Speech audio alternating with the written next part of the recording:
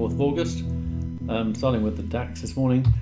Basically from this wave here, which looks like a peak of a C wave, so a corrective move, I've had this 1, 2, 5 part 3, 4, and then a 5, with what I'm counting as an A here, and now a pretty sharp B coming in, which looks like to continue next week. But I think support here may well hold.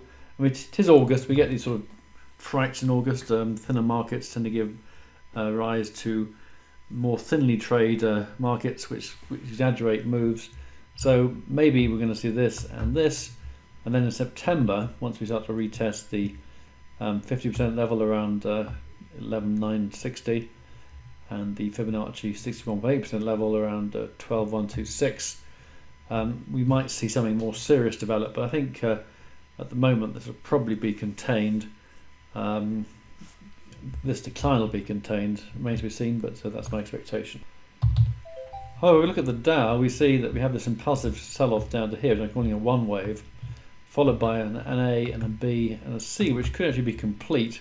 It hasn't taken out the highs, but came very close to it. So that does allow for a more significant decline coming in next week.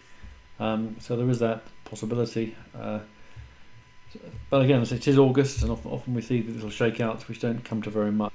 FTSE supports the interpretation from the DAX.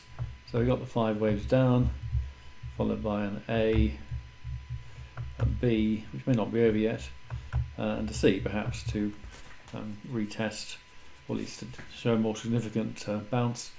It is possible that, but as this didn't come from an all-time high, it could be actually the end of something. It could be a final C wave, allowing for a more positive outlook for the end of the year. Have to see how that pans. Right, the S&P, we have the island reversal, which above 3,000, which I think remains significant. Impulsive decline, so that could be a 1.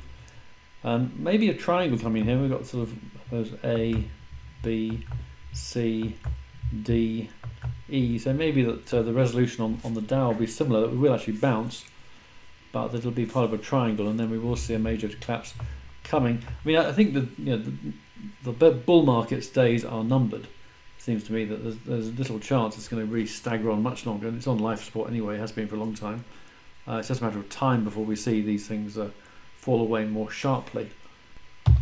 We have gold and silver rallying strongly because the currencies, of course, printing presses are rolling fiercely. Bitcoin also I expect to benefit from that, although it's currently still in the doldrums rather. So I think it's only a matter of time before the equity markets fall away more sharply, and this could be the beginning of it. I'm just wondering whether August is the month we're going to see the thing develop. I mean, if we look at the October experience, we saw the peak in July, in fact. We then saw the initial decline. 87 is burnt onto my mind. So I think it was the July peak. So we saw, I think, a low in August, in fact, then a September rally, and then the October experience. So I guess we could see a low in August this year. I mean, we could then see a September rally this year, and then the final peak, the actual collapse coming in on the third Friday or the following Monday in October, which is exactly what somebody predicted about 4 or 5 months ago. But it is the most, it is the most likely date in any year for a collapse, the day after expiry date in October. And that is actually possibly going to happen the way things are panning out. All right, girls down interesting points. From Big 2 here, I count this as a wave 1. I mean, in terms of time, this is a very nice wave 2. But it could be an A, a B, and this could actually just be, it could be an A, a B, and a C. So it could be an A wave. This could possibly be a B wave. And it's yet to take out the previous highs. So the previous highs around here, so we had a nice strong rally, but it hasn't taken out. It needs to do that really. If it does that, then I think I would say that wave 3 is in progress, and certainly it looks likely to be in progress given this very solid move up. I mean, it started with the problems with the Chinese tariffs on German cars.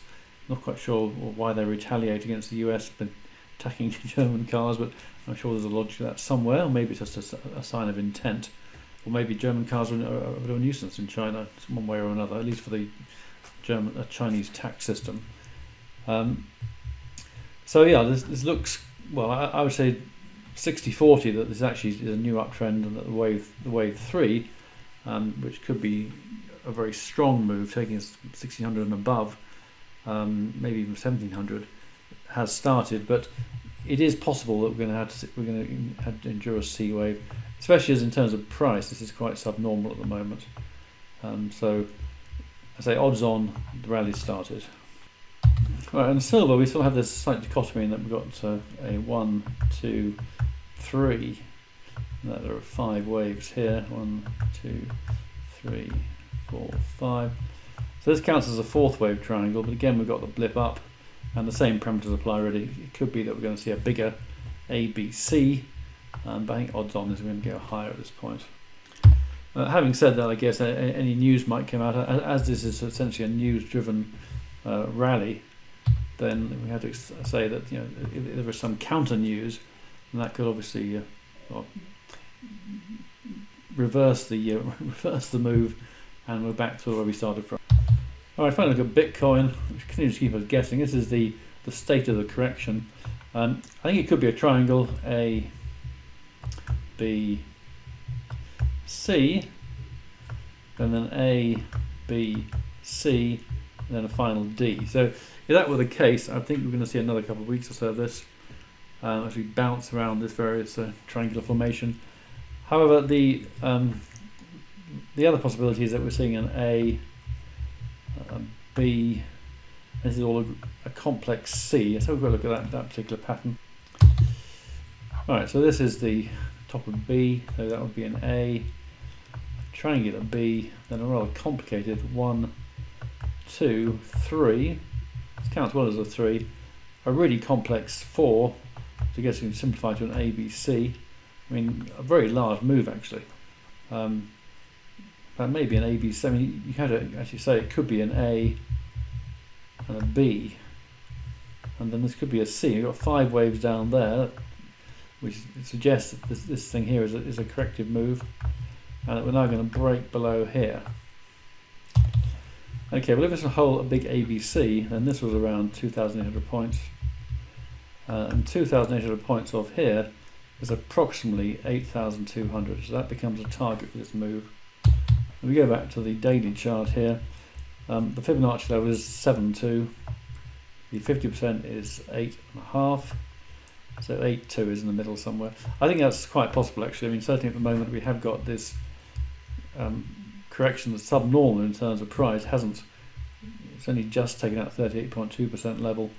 Well, to say just, it's gone a bit below there, down to the 9,000 level.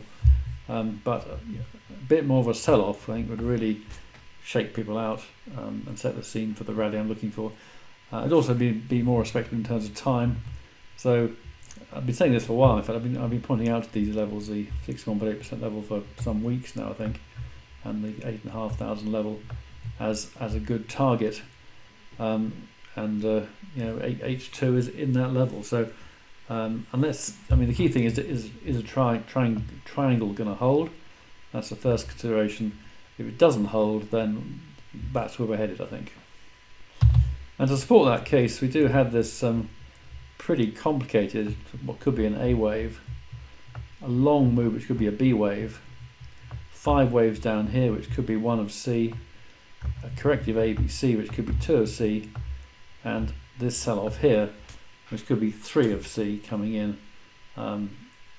So I think thinking about it, that makes a lot of sense actually, and the break of the triangle will be the first sign that's actually what's going to happen. Right, that's all for today. If that is useful, back to the report on Tuesday morning for subscribers. Have a great weekend, thanks for listening, and bye for now.